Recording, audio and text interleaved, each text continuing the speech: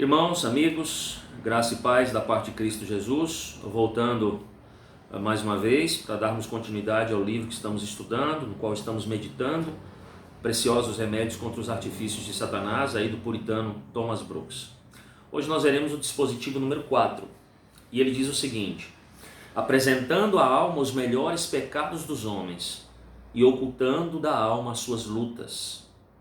Então esse dispositivo ele quer dizer o quê? Qual é o artifício utilizado aí por Satanás? Satanás é aquele que mostra à alma os pecados, ele oferece à alma, ele intenta com que a alma se deleite nos pecados, reproduza os pecados de outros homens, mas ao mesmo tempo ele esconde da alma as tristezas provocadas pelo pecado, o arrependimento, não é, ao qual o homem precisa ser levado por conta da questão do pecado. Então seria basicamente o seguinte, pensarmos sobre esse dispositivo, sobre esse artifício número 4. Imagine, por exemplo, colocar diante da alma de alguém o adultério de Davi, o orgulho de Ezequias, a impaciência de Jó, a embriaguez de Noé, ou a blasfêmia de Pedro, né? A negação de Pedro com vistas ao Senhor Jesus, tudo o que esses pecados puderam proporcionar no primeiro momento, mas esconder, por exemplo, as lutas desses homens quando caíram em pecado. A luta da alma dessas pessoas quando caíram em pecado e se viram em lágrimas, se viram gemendo diante de Deus, se viram num estado de humilhação e arrependimento, né? O arrependimento dessas almas piedosas, porque eram servos de Deus, mas que certamente pecaram contra o Senhor. Dentro desse dispositivo, dessa artimanha de Satanás, então, Thomas Brooks nos dá 4 remédios preciosos, né, para termos que lidar com isso, para fugirmos disso. E o primeiro remédio, a primeira solução, né, contra esse artifício de Satanás é considerarmos seriamente que o Espírito do Senhor ele tem sido cuidadoso no seu cuidado com aqueles santos, com os homens, não é, que se renovam pelo arrependimento do pecado, assim também como devemos observar a queda desses homens nos pecados. Então veja, Davi caiu, mas se arrependeu. No Salmo 51, verso de 1 a 7, Davi diz: compadece-te de mim, ó Deus, segundo a tua benignidade e segundo a multidão das tuas misericórdias, apaga as minhas transgressões. Lava-me completamente da minha iniquidade e purifica-me do meu pecado, pois eu conheço as minhas transgressões e o meu pecado está sempre diante de mim. Pequei contra ti somente, e fiz o que é mal perante os teus olhos, de maneira que serás tido por justo no teu falar e puro no teu julgar. Eu nasci na iniquidade, em pecado me concebeu a minha mãe. Eis que te comprases, na verdade, no íntimo e no recôndito me fazes conhecer a sabedoria. Purifica-me com hisopo, ficarei limpo. Lava-me e ficarei mais alvo que a neve.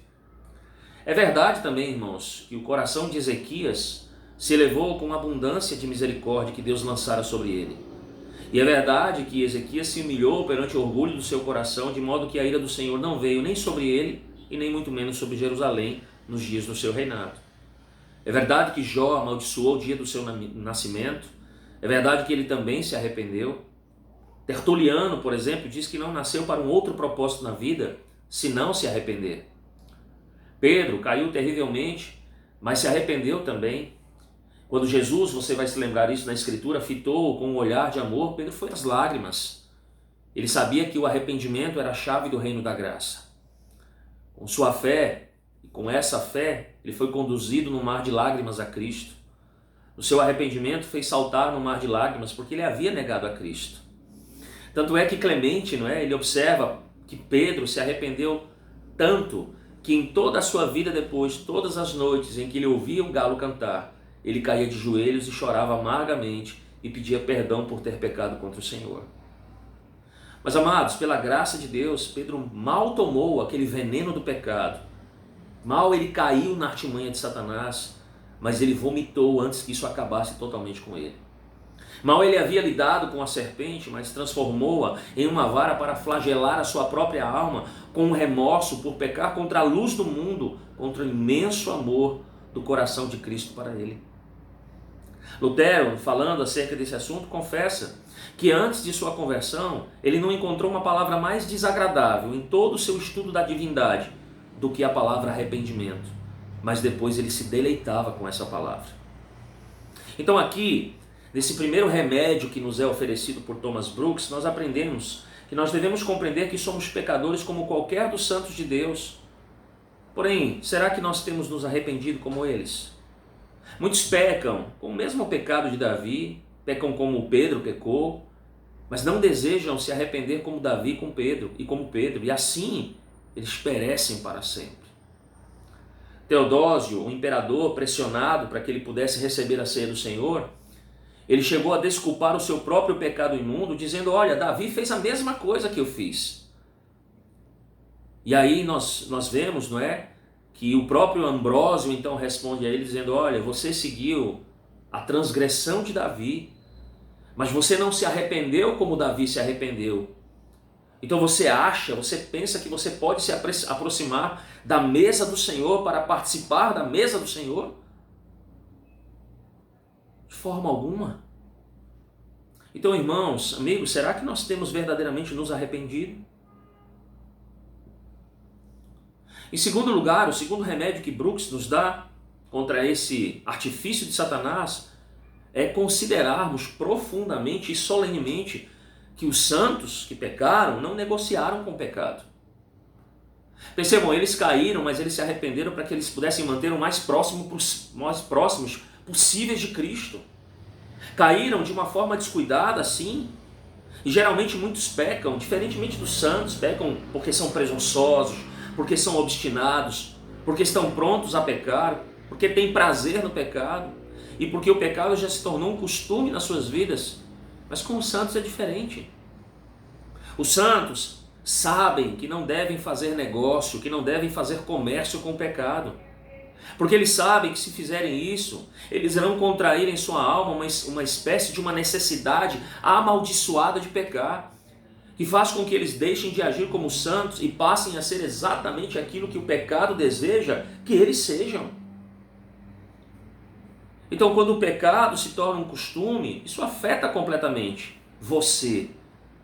E se você não deixar, Deus o deixará para sempre. Perceba que enquanto o pecado e a sua alma não se separarem, não pode haver uma ligação entre Cristo e a sua alma. Ou seja, Cristo e a sua alma jamais podem estar unidos. E perceba, você não pode desculpar os seus pecados afirmando que outros pecaram exatamente como você. Isso é a atitude de um homem louco. Considere, por exemplo, que todos esses que você usa para desculpar os seus pecados tiveram algo em comum. Quando eles caíram, quando nós falamos de Paulo, quando falamos de Pedro, quando falamos de Jó, de Ezequias, não é? De vários servos de Deus, quando eles caíram, eles se arrependeram e se voltaram em fé ao Senhor Jesus Cristo crucificado. Mas há um outro elemento importante: o homem não terá forças, ele afundará cada dia mais no seu pecado, a menos que o Senhor seja misericordioso com a alma desse homem. Lembre-se também que está chegando o dia do julgamento, em que os que se enganam, os que atentam contra a sua própria vida, não é? A vida espiritual, terão que lidar com Deus, com a sua justa, não é? E com a sua santa ira. Mas com relação aos verdadeiros cristãos, eles devem lembrar que o pecado habita no regenerado, mas ele não reina sobre o regenerado. Deixa eu lhe fazer uma pergunta acerca disso, acerca desse remédio, desse segundo remédio que Thomas Brooks coloca aqui, não é? Em relação a esse artifício de Satanás. O pecado tem comandado a sua vida? Se a sua resposta for sim, eu peço a você que você faça duas coisas. A primeira, arrependa-se e volte aos padrões de Deus. A segunda, verifique a sua conversão. Verifique de fato se você é alguém convertido em Cristo Jesus. O terceiro remédio oferecido por Brooks contra esse artifício de Satanás é seriamente considerar que, embora Deus nunca abandone o seu povo por causa dos seus pecados, Ele ainda castiga severamente o seu povo por causa dos seus pecados. Então veja, Davi pecou. E o que foi que o Senhor fez com ele? Ele vai dizer no Salmo 51, verso 8: Faze-me ouvir júbilo e alegria, para que exultem os ossos que esmagaste. Então ele está dizendo que Deus pesou a mão sobre ele, não é? Em 2 Samuel, no capítulo 12, 10, ele diz: Agora, pois, não se apartará a espada jamais da tua casa, não é? Porquanto me desprezaste e tomaste a mulher de Urias, o heteu, para ser tua mulher. Então perceba que, embora Deus retire totalmente não retire totalmente dos seus servos a sua benignidade, não é? Ele não permita que a sua fidelidade fale, ele não quebra a sua aliança, ele não altere aquilo que saiu da sua boca, ainda assim, o Senhor é aquele que diz: se os seus filhos desprezarem a minha lei e não andarem nos meus juízos, se violarem os meus preceitos e não guardarem os meus mandamentos, diz o Senhor, então punirei com vara as suas transgressões e com açoites a sua iniquidade. Lutero diz: não há um cristão que não carrega a sua cruz, mas é uma pena que a nossa aflição não seja execução, mas uma correção. Irmãos, amigos, as correções de Deus são nossas instruções, são açoites, são lições, são flagelos, são os nossos professores e mestres, são seus castigos, são nossas advertências. Sendo assim, é necessário considerar isso em nosso coração, e isso em seu coração. Se você peca, como por exemplo pecou Davi, você deve também sofrer pelo seu pecado, como Davi sofreu com aquele pecado que ele praticou. Perceba, o Senhor perdoa as nossas transgressões, mas Ele não retira de nós as suas consequências. Deixa eu citar um exemplo disso e aproveitar aqui esse terceiro remédio de Thomas Brooks. Muitas moças e rapazes crentes, quando desesperados para se casarem, porque muitos não sabem esperar, não sabem aguardar, não sabem orar a Deus e buscar a vontade do Senhor, embora está expressa na sua palavra, mas em desobediência à palavra de Deus constituem para si casamentos com cônjuges descrentes. E o casamento, geralmente, ele será uma disciplina dura e de muitas consequências negativas, e não apenas para esse cônjuge cristão, mas para a sua posteridade, para os seus filhos. Primeiro, o amor bíblico que um casal cristão desfruta, sendo os dois cristãos, ou seja, desfrutam um e o outro em Cristo, será impossível num casamento misto, porque um dos cônjuges não conhece verdadeiramente o amor de Deus, ou seja, o amor de Deus não foi derramado em seu coração. Segundo, isso trará dificuldade na criação dos filhos em algum momento, talvez nem tanto pelas palavras, talvez nem tanto por conta de que um cônjuge, não é? Ele não refreie ou ele não proíba a esposa ou o marido crente de levar os seus filhos para a igreja, mas pelo seu próprio exemplo. Ele causará um impacto pelo seu próprio exemplo, e isso será uma disciplina.